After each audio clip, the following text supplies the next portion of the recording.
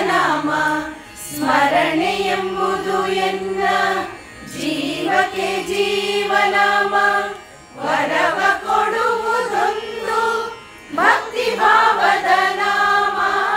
ವರವ ಕೊಡುವುದೊಂದು ಭಕ್ತಿ ಭಾವದ ನಾಮ.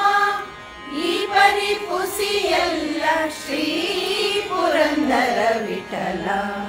ಈ ಪರಿಪುಸಿಯಲ್ಲ ಶ್ರೀ ಪುರಂದರ ವಿಠಲ. ನಾಮವಿದ್ದರೆ ಸಾಕು